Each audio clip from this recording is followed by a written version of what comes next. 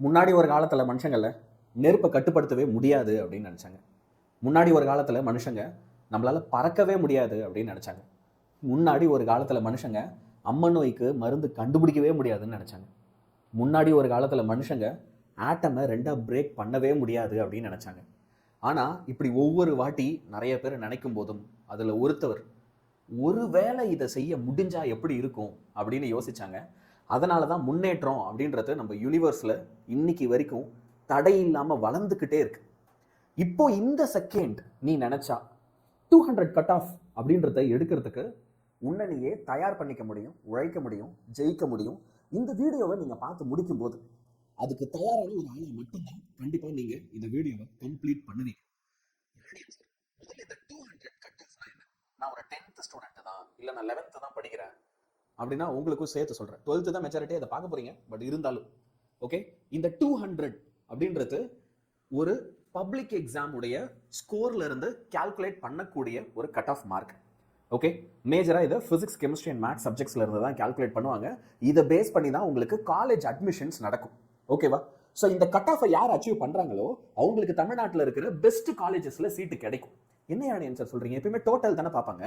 நம்ம 500க்கு 500 எடுக்கிறோமா, 600க்கு 600 எடுக்கிறோமா, அதுதானே பார்ப்பாங்க. கிடையாது. நான் வந்துட்டு ஒரு லிஸ்ட் காட்டுறேன். தமிழ்நாட்டில் இருக்கிற டாப் இன்ஜினியரிங் காலேஜஸ் கவர்மெண்ட்ல. ஓகே, இப்போ computer science and engineering, okay, அதோட கட் ஆஃப் என்ன அப்படின்னு பாருங்களேன். 198ல இருந்து 200. தமிழ்நாட்டில் கிண்டி கேம்பஸ், சிஜிஇ கேம்பஸ் அப்படின்னு சொல்லுவோம். ஓகே, கிண்டியில் இருக்கு. அந்த கேம்பஸோட கட் ஆஃப் உங்களுக்கு கம்ப்யூட்டர் சயின்ஸ் அண்ட் இன்ஜினியரிங் 198ல இருந்து 200 இருக்கு. Electronics and communication engineering ECE கோர்ஸுக்கான கட் ஆஃப் 196ல இருந்து 199 இருக்கு. ஓகேவா? மெக்கானிக்கல் இன்ஜினியரிங் 192ல இருந்து 197. எலக்ட்ரிக்கல் அண்ட் எலக்ட்ரானிக்ஸ் இன்ஜினியரிங் 193ல இருந்து 197. சிவில் இன்ஜினியரிங் படிக்கணும்னு ஆசைப்பட்டா 190ல இருந்து 194. இன்ஃபர்மேஷன் டெக்னாலஜி ஐடி படிக்கணும் அப்படின்னு ஆசைப்பட்டா 195ல இருந்து 198.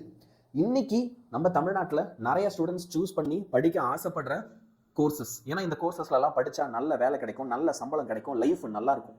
ஆனா அதுக்கான கட் ஆஃப் எல்லாம் எப்படி இருக்கு பாரு சார். இந்த கட் ஆஃப் கரெக்டா எப்படி கால்குலேட் பண்றது? இப்போ நீங்க 12th படிக்கும்போது இதெல்லாம் தான் உங்களுக்கு சப்ஜெக்ட்ஸா இருக்கும். உங்களுக்கு லாங்குவேஜ் இருக்கும், இங்கிலீஷ் இருக்கும், mathematics, physics, chemistry, biology R computer science. இப்போ இதுல maths, physics and chemistry, science குரூப்ல இருக்கிற எல்லா பசங்களுக்கும் மேத்ஸ், பிசிக்ஸ் அண்ட் கெமிஸ்ட்ரியோட மார்க்ஸ் மட்டும் எடுத்து அதுல இருந்து மட்டும் தான் கட் ஆஃப் கால்குலேட் பண்ணுவாங்க. அப்போ யார் சார், நான் வந்து இப்போ லாங்குவேஜ்ல சென்டம் எடுக்கிறேன், இங்கிலீஷ்ல சென்டம் எடுக்கிறேன், பயாலஜி இல்ல கம்ப்யூட்டர் சயின்ஸ்ல சென்டம் எடுக்கிறேன், அதுல எனக்கு எதுவும் பெரிய யூஸ் இருக்காதா? அதுல எனக்கு அட்வான்டேஜ் இருக்காதா? இப்போ நான் பியூர் சயின்ஸ் ஸ்டூடெண்ட்ஸ் அப்படின்னா நீங்கள் பயோ ரிலேட்டடாக கோர்ஸ் எடுக்கும்போது மேக்ஸுக்கு பதிலாக பயாலஜியோட மார்க்கை கன்சிடர் பண்ணுவாங்க. மேக்ஸுக்கு பதிலாக பயாலஜியோட மார்க் பியூர் சயின்ஸ் ஸ்டூடெண்ட்ஸ்க்கு.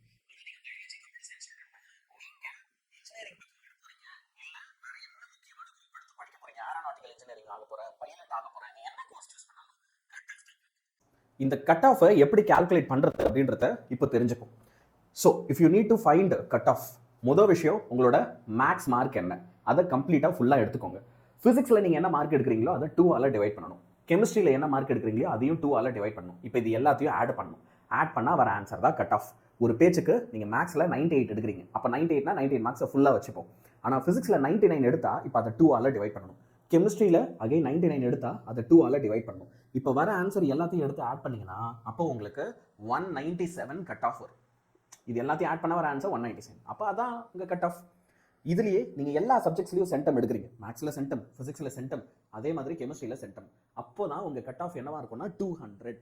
அப்போ நீங்க தமிழ்நாட்டில் இருக்கிற பெஸ்ட் இன்ஜினியரிங் காலேஜஸ்ல சேரணும் அப்படின்னா அப்ப அதுக்கு கட்டாயமா நமக்கு ஒரு 198ல இருந்து 200 வரைக்கும் கட் ஆஃப்ன்றது ரொம்ப ரொம்ப முக்கியமா தேவை.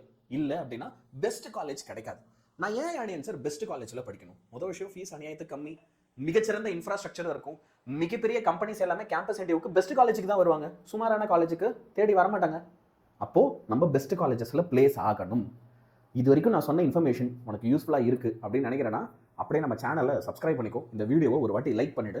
இப்போ இதை எப்படி அச்சீவ் பண்றது, 200 என்னன்றது தெரிஞ்சுக்கிறது விஷயம் இல்லை, அதை எப்படி அச்சீவ் பண்றது அப்படின்றத நான் உனக்கு சொல்றேன். சரி, ஒரு விஷயம் நீ என்ன புரிஞ்சுக்கணும் அப்படின்னா, இந்த 200 கட் ஆஃப்ன்றது வெறும் மார்க் மட்டும் இல்லை, இது இந்தியாவில் இருக்க மிகச்சிறந்த காலேஜஸ், தமிழ்நாட்டில் இருக்கிற பெஸ்ட் காலேஜஸ்க்கான டிக்கெட்.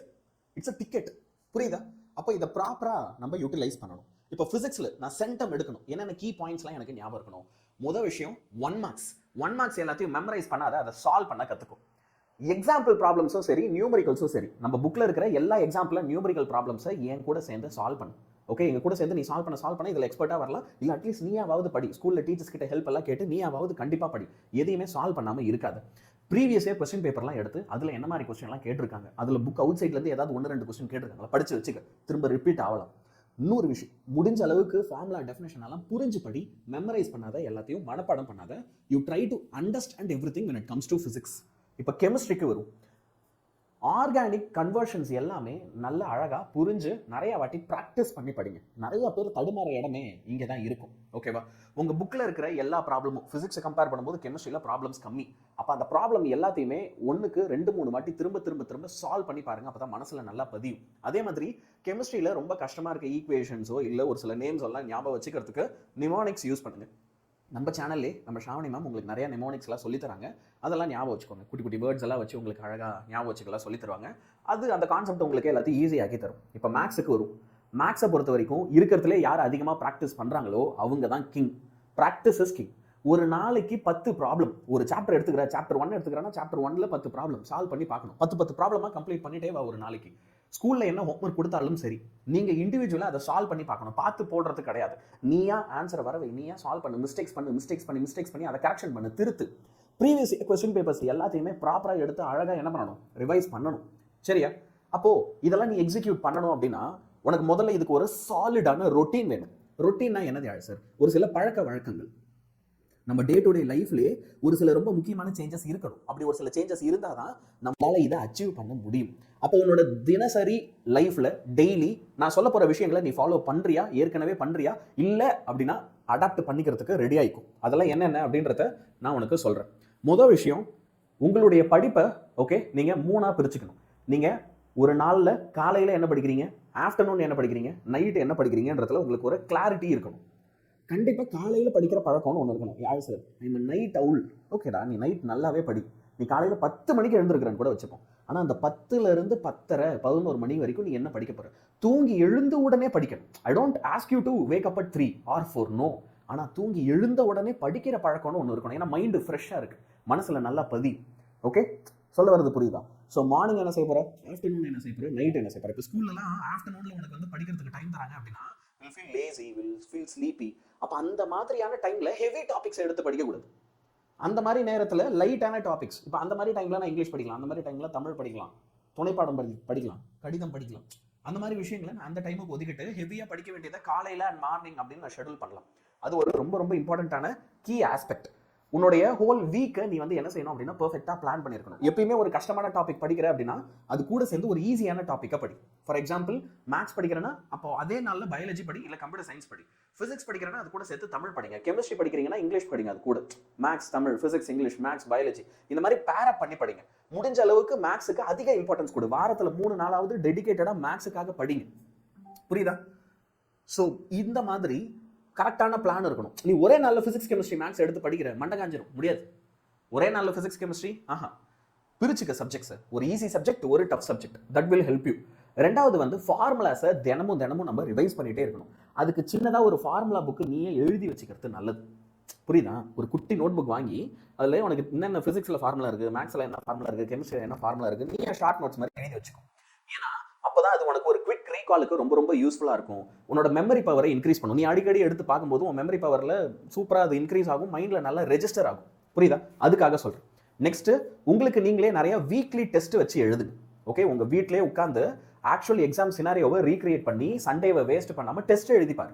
டெஸ்ட் எழுதும்போது அதில் நம்ம நிறைய மிஸ்டேக்ஸ் பண்ணுவோம். அப்போ அந்த மிஸ்டேக்ஸ் எல்லாம் நீயே ஃபைண்ட் பண்ணி நீயே கரெக்ஷன் பண்ணும்போது அது அடுத்து எனக்கு எக்ஸாமில் ரிப்பீட் ஆகாமல் இருக்கும். அது ஒரு ரொம்ப முக்கியமான விஷயம். சரியா? இப்போது நெக்ஸ்ட்டு நீ என்ன செய்யணும் அப்படின்னா, ஏதாவது ஒரு நல்ல டியூஷன் சென்டர் இருக்குது அப்படின்னா சேர்ந்துரு. இது நான் முக்கியமாக யாருக்கு தெரியுமா சொல்கிறேன்? யார் சார்? இப்போ நீங்கள் சொல்கிற விஷயம்லாம் கேட்க நல்லா இருக்குது. ஆனால் என்னை யாராவது ஒரு கெடிவாளம் கட்டி பிடிச்சி துரத்திட்டே இருந்தால் மட்டும்தான் நான் கேட்பேன். நானாக படிக்கணும்னு நினைக்கிறேன். யார் சார்? நீங்கள் சொல்கிறதெல்லாம் நல்லா இருக்குது, இப்போ சொல்கிறது கூட கேட்டுல செய்யறேன் அப்படின்னு தோணுது. ஒரு 2 டேஸ்க்கு அப்புறம் ஆனால் தோணாது. யார் sir? I will start but I to not continue. என்கிட்ட அந்த கன்சிஸ்டன்சி இல்லை, டிசிப்ளின் இல்லை அப்படின்னா நான் வந்துட்டு உரிமையாகவே கேட்குறேன், வந்து தீமினல் பேட்சில் சேர்ந்துரு, இல்லை முதல்வன் பேட்சில் சேர்ந்துரு. இப்போ தீமினல் பேட்சில் உனக்கு லைவ் கிளாஸஸ் இருக்கும், முதல்வன் பேட்ச் ரெக்கார்டட் கிளாஸஸாக இருக்கும். அவ்வளோதான் வித்தியாசம் ரெண்டுத்துக்கும். ஆனால் முதல்வன் பேட்ச்லையும் வாரத்துக்கு ஒரு வாட்டி சனிக்கிழமை லைவ் கிளாஸ் இருக்கு. அந்த லைவ் கிளாஸ்ல வந்து நீ ரெக்கார்டிங்ல பார்த்து ஏதாவது டவுட்லாம் இருக்குன்னா அந்த டவுட்டை கிளியர் பண்றோம். உங்களுக்கே தனியாக டெலிகிராம் சேனல் வச்சிருக்கோம், அது மூலயமா ஹெல்ப் பண்றோம். ஓகே, ஸோ இதுக்குன்னு ஃபீஸ் இருக்கு. அந்த ஃபீஸும் நான் என்னன்றதை உங்களுக்கு இங்கே மென்ஷன் பண்ணியிருக்கேன். இப்போ இதுல முதல்வன் பேட்சும் தீமினல் பேட்சும் வந்து பர்சனலாக என்னுடைய ட்ரீம் பேட்ச் அப்படின்னு சொல்வேன்.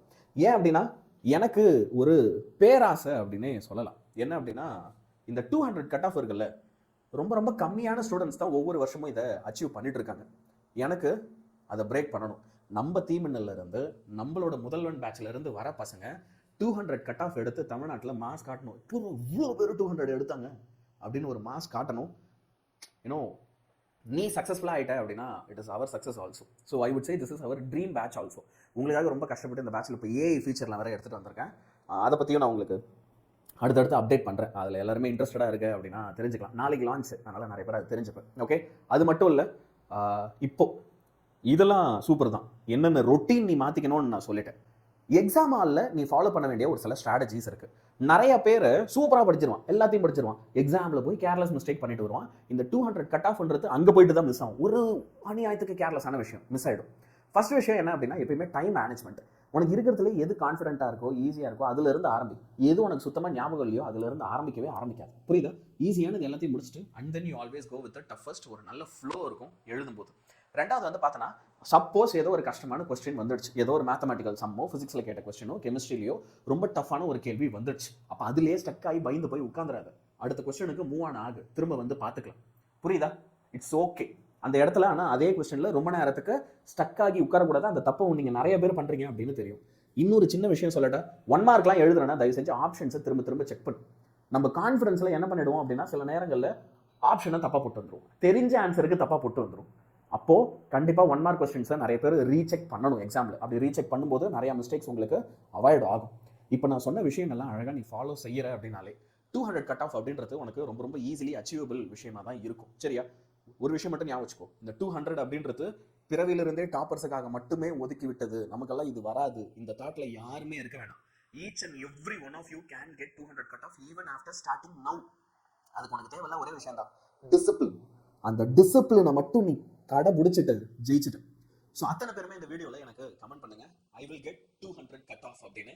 உங்களை நான் தீமின்னல் அண்ட் முதல்வன் பேட்சஸ்லையும் நம்மளோட யூடியூப்ல வரப்போற எல்லா லைவ் செஷன்ஸ்லையும் மீட் பண்றேன். சேனலை சப்ஸ்கிரைப் பண்ணிக்கோங்க. Good bye.